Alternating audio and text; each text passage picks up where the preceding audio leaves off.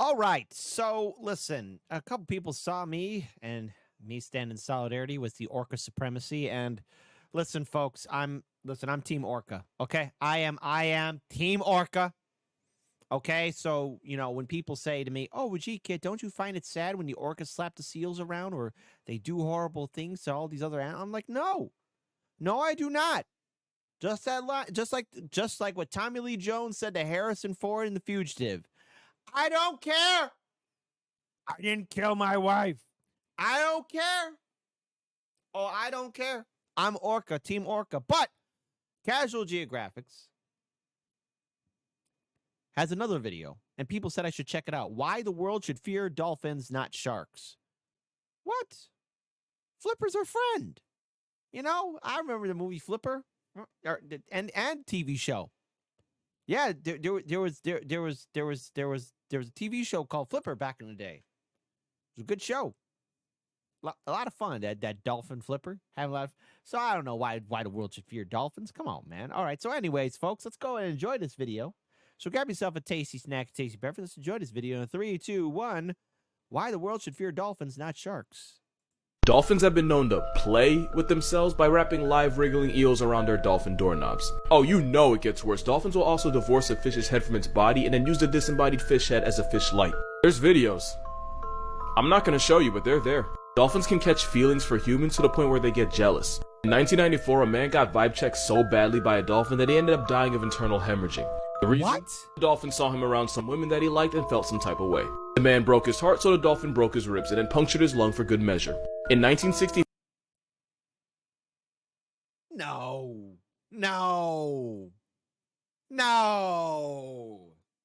That's.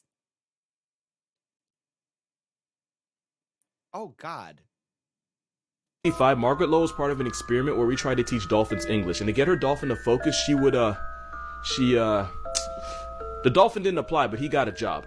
The experiment was cut short because it turns out unless it's shooting oil, playing tug-of-war with a dolphin's baby leg in a government-funded experiment is a terrible career move.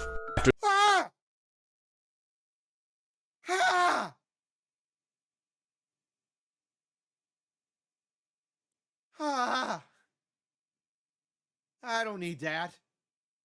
Picked a bad time to drink some wine. After that, the dolphin got depressed and unsubscribed from life. Yes, capital S with a side at the end. Workers at a Florida research center smiled as they watched a bunch of dolphins play volleyball, and then stopped smiling when they realized they were just smacking around a baby shark, to the point where they had to go in and rescue it. Male dolphins will form gangs, kidnap a female, and hold her hostage, and then proceed to run through her like a track meet in violent choo-choo parties that can last weeks.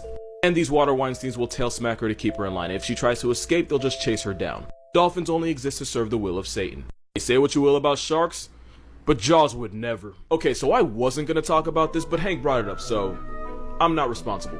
Hi, the children, this is the only warning you finna get. Okay, so I'm pretty sure the blowhole thing he's talking about is this godforsaken what the right here. So the fact here is that Amazon dolphins are believed to have, I'm gonna call it bowling. These dolphins are believed to participate in gay bowling matches, but instead of a lane, it goes down their blowhole. Now, in case you're confused about how dolphins, dolphin, they kinda need that to breathe. So this is basically like taking one up the nostril and then feeling it in your lungs like Cali Green. And considering dolphins will use live eels and decapitated fish heads as toys, I had no problem believing this. However, I was researching this because that's what my life has become, and I read that a dolphin research associate had said that he had never seen a dolphin violate another's blowhole like this. Also, fun fact, dolphins can't breathe through their mouth the way we can. So doing it up the blowhole would be like you holding your breath the next time you go bowling. Especially if since water starts rushing in, the dolphin could end up drowning. So yeah, I don't know if this is true, but my theory is that it doesn't happen often at all, but once in a while a dolphin will go bowling down the wrong lane. Also, since male dolphins will violate each other to assert dominance, I can promise you that whatever the hell this is, consent was sold separately. Also, if this has only ever happened once, it's already happened too often. Moral of this video, there is no safe way to explain my Oh, fuck that. Fuck you, Flipper. Team Orca supremacy. I mean, look, I'd rather be hanging out with those species than be hanging out with these dolphin things. Assault. search history. Here's something about SpongeBob you probably didn't know. So you know how they live underwater, yet there's a whole beach for no reason? We were all like, how is there water underwater? Well, there's actually such a thing as underwater lakes and rivers. In places like the Gulf of Mexico, seawater will often rise through a thick layer of salt that you'll often find at the seafloor. The rising water dissolves the salt layer, causing it to collapse, all while forming a depression. And of course, the dissolved salt makes the water in the depression denser than the seawater surrounding it, which is how you can end up with a river or lake in the ocean. Some of these underwater rivers can actually be a few miles long. That's creepy because I could see like a tentacle rising up from that brine and dragging somebody down. Ah! And underwater rivers, which are really just a mixture of saltwater and hydrogen sulfide, behave and flow as normal rivers. Now here's where I f you up. These underwater brine pools are 3 to 8 times saltier than the seawater around it, which is why animals like this eel that get too... Oh, sorry. Look, giant squid kind of freaked me out. I thought that was a tentacle. close can end up getting toxic shock while getting trapped inside. So in a weird way, it's actually possible for underwater animals to drown inside these brine pools. This eel got lucky, but normally most animals that mess around and get that close don't come out alive. Moral of this video: Hillenberg was a f***ing genius. And just because of this comment, I'm finna f*** y'all up. First of all, this is a giant Pacific octopus, and yes, they can weigh up to... I don't like them. I don't like octopus. I don't like giant squid. When we had our Twitch channel way back in the day, we actually played a game. Apparently, it was an educational game, but it's like, you know, you're underwater, and there's a scene where a giant squid just flies right past the lady, and everyone's laughing in the game. I'm not. 600 pounds. That's more than 2 washing machines and heavy enough to get a show on TLC. Also, octopus have no bones at all, and they don't have any air bladders or gas pockets, which is how they can survive being at the bottom of the ocean without the water pressure turning them into a chalk outline. If you tried to live with an octopus, you'd become an Instapack because your lungs would fill with blood and collapse as your body literally folds on itself. And fun fact, actually mildly disturbing fact, look at your door. No, seriously, look. An octopus that weighs the same as 2 shacks could fit under your door and crawl into your room. Since they don't have bones or bladders to hold them back, a several hundred-pound octopus could fit through a passageway not that much bigger than a quarter. Now, obviously, not all octopus tip the scales at 600 pounds, but all octopus can fit through things that your mental health probably isn't prepared for. That and the fact that octopus are probably the smartest things in the world that don't have a spine is how octopus can escape anything that wasn't built with them in mind. It's how Inky the octopus escaped an aquarium and it was never heard from again. It's also how this next video exists, and you're welcome in advance.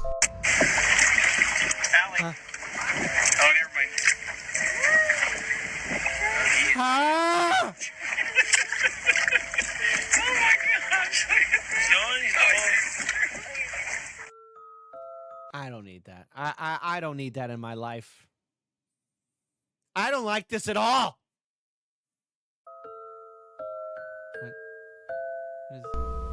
No, I'm not doing this alone. What's up, dude? Yo, so there's this video going around TikTok and everyone expects me to address it. I mean, your face isn't in it, so just say you were hacked. What?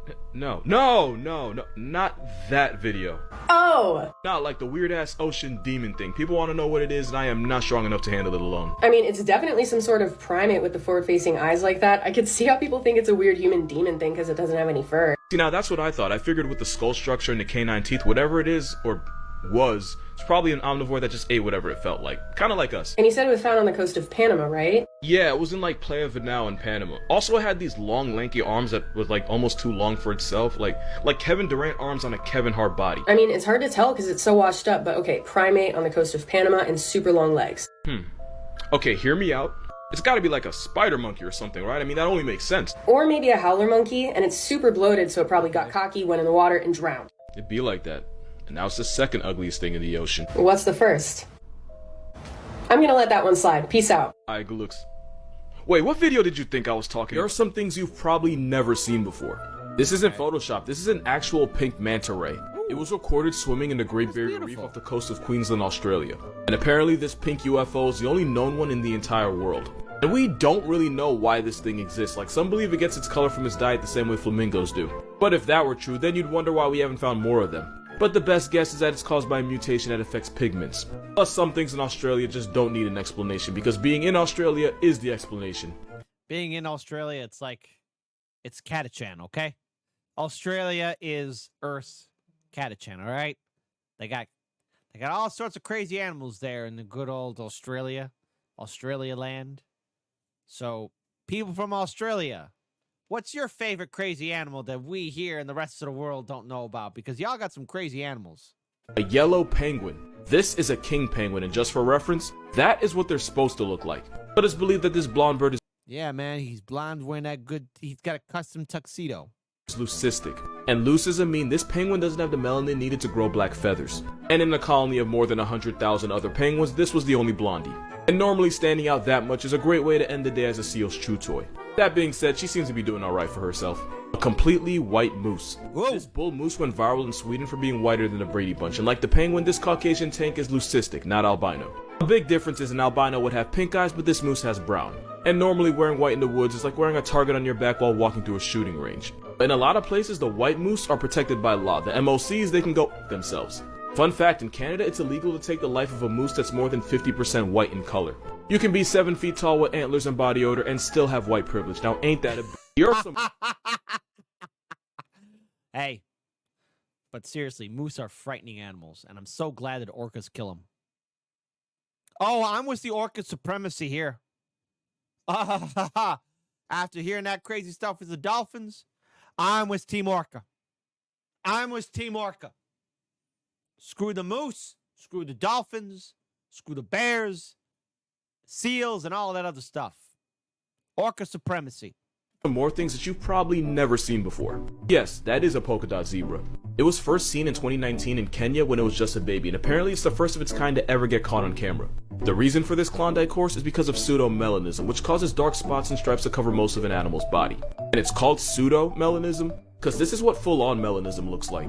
Zebras like this are so rare because without normal stripes, it's easier for them to get picked off by predators and they're more vulnerable to disease-causing flies. That being said, to my knowledge, it's still alive. Her name is Tira, and there she is with her mama. A white giraffe, aka proof that shiny Pokemon really do be out here. And just like the other animals, this giraffe has leucism, which causes it to lose most of its skin pigmentation. Because we simply refuse to have nice things, most Caucasian giraffes end up getting turned into trophies by poachers. You can tell a lot about a man by the animals he kills. The bigger and more rare the animal, the more likely he buys jockstraps from Baby Gat. But it's not all bad. To keep this snow white giraffe alive, rangers put a GPS tracking device on him so they could always watch over him. And now we have this snake right here.